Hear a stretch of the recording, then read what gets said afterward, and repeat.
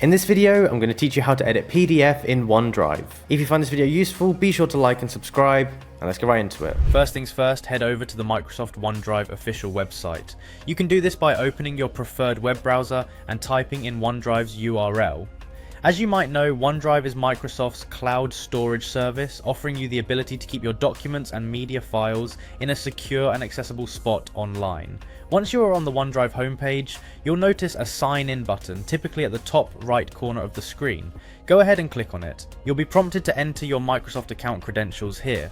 If you don't have an account, you'll need to create one to continue, but assuming you already have one, just type in your email and password and sign in as you normally would. After successfully logging in, you'll be greeted by your OneDrive homepage. This is the hub where you can access all your stored files.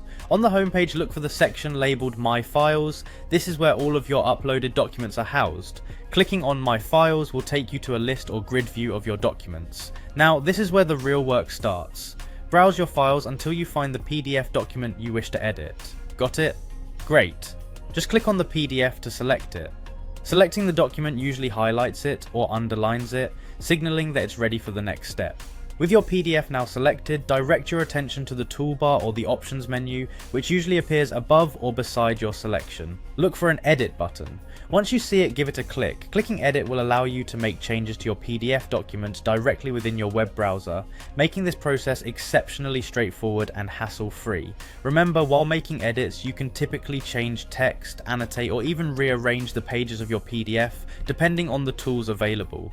Take your time to make the necessary changes to your document, and there you have it. Your edited PDF can now be saved back to OneDrive, ensuring your changes are preserved and accessible whenever and wherever you need them. That's all you need to do to edit a PDF in OneDrive.